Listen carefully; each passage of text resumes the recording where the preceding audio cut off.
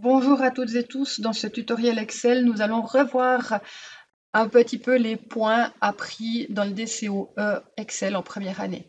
Donc là, j'aimerais commencer par la mise en page de ce tableau avant de faire les calculs et les fonctions ci, tout simplement pour en faciliter la lecture. Donc je viens à l'intérieur du tableau et avec les touches CTRL et la lettre A, eh bien, je peux sélectionner l'ensemble du tableau pour appliquer par exemple des bordures.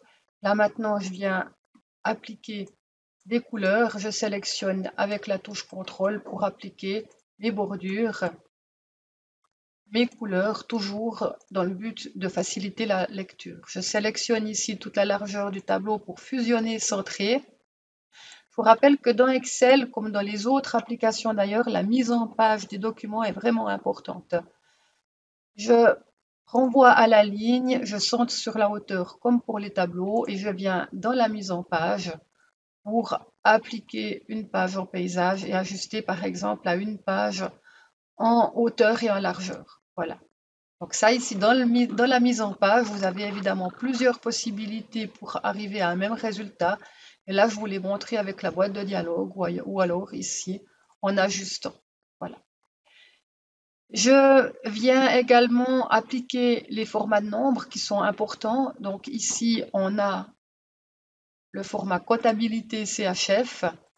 Et puis, il s'agira dans cet exercice de, je vais peut-être centrer mon nombre de boîtes, même si ce n'est pas demandé nécessairement ici, je vais le centrer et je viens par exemple, je sélectionne tout le tableau, ce n'est pas demandé en l'occurrence, mais c'est un bon petit rappel, afficher boîte derrière par exemple mon nombre.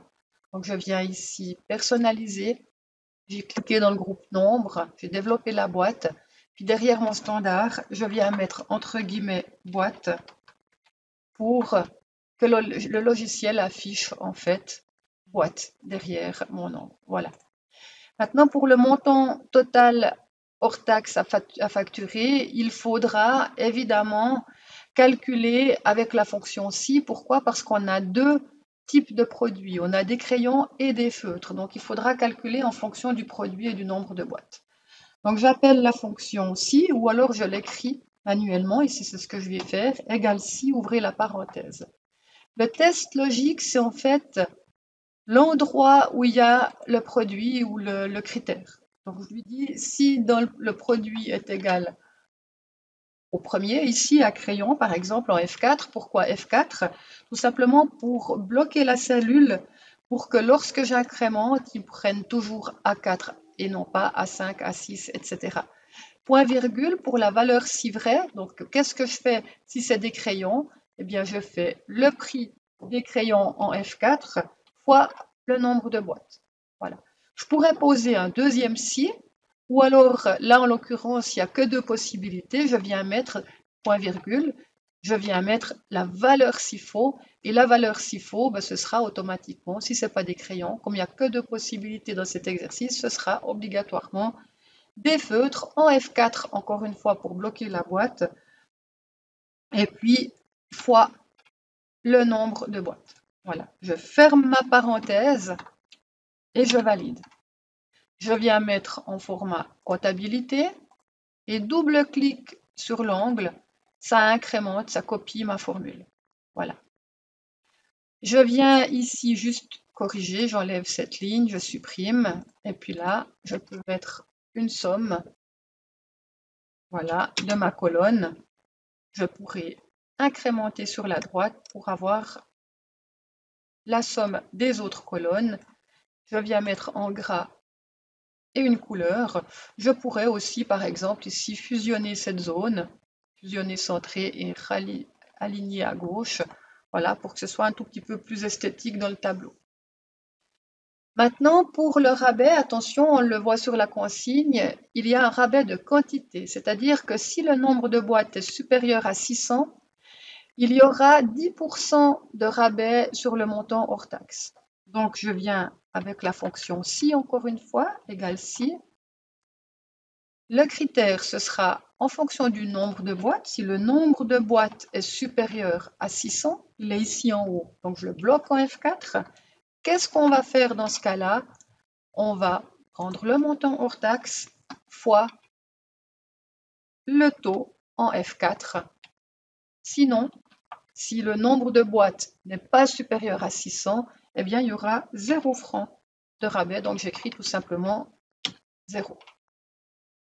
Je viens évidemment modifier. Donc là, je peux prendre un petit peu d'avance. Je viens mettre mon format comptabilité et puis double-clic pour incrémenter.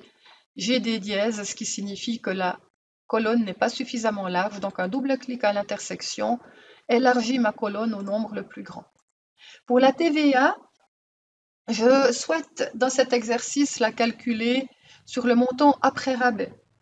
Donc je viens ici tout simplement égal, ouvrez la parenthèse, le montant moins le rabais, fermez la parenthèse, fois le taux de TVA en F4. Attention, j'incrémente ensuite, voilà, j'incrémente. J'élargis en double-cliquant. Et puis là, on sait maintenant que la TVA a augmenté à 8,1. Donc, je viens corriger 8,1. Et si vous regardez dans la cellule, j'ai toujours 8. Donc, il suffit de venir cliquer dans le groupe nombre, ajouter une décimale et j'ai bien mes 8,1.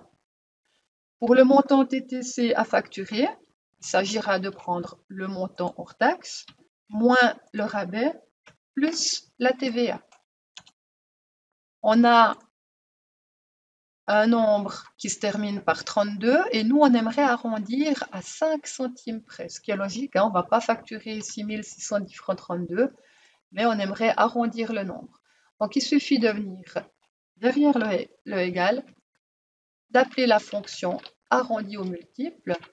Le nombre, en fait, dans ce cas-là, il représente le calcul.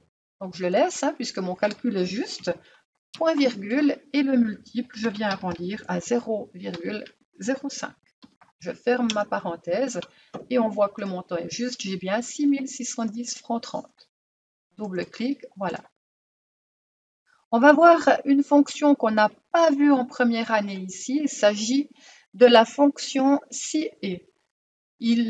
On nous demande dans cet exercice d'afficher oui si le montant est supérieur, si le montant à facturer est supérieur à 10 000 et si le nombre de boîtes est supérieur à 600. Eh bien, en fait, je vous le montre directement dans cet exercice parce que c'est quasi la même fonction que la fonction si, sauf qu'il y aura dans ce cas-là 2 tests logiques, c'est-à-dire qu'il faut 2 critères pour mettre oui dans la cellule. Donc, j'ai écrit égal si et voilà, elle se présente comme ça. Le test logique numéro 1, c'est si le nombre de boîtes est supérieur à 600, je bloque. Le test logique, valeur logique 2, ce sera si le montant TTC est supérieur à 10 000 cette fois, en F4. Je ferme ma parenthèse, point virgule, on voit, hein, chaque fois vous voyez en gras, qu'est-ce que je fais si c'est le cas? J'ai la valeur si vraie, là on me demande simplement d'écrire oui, comme c'est du texte, j'écris entre guillemets, point virgule pour indiquer la valeur si faux, et puis là je viens simplement mettre des guillemets avec un espace ou pas, c'est égal, ça n'a pas d'importance. Ce qui veut dire que là je souhaite avoir vide si ce n'est pas le cas, et je valide. Donc j'ai plus qu'à maintenant double-cliquer, je peux centrer, et on voit maintenant, effectivement, ici, les 2 critères sont remplis. 709, c'est plus grand que 600. Et puis là, 12 000.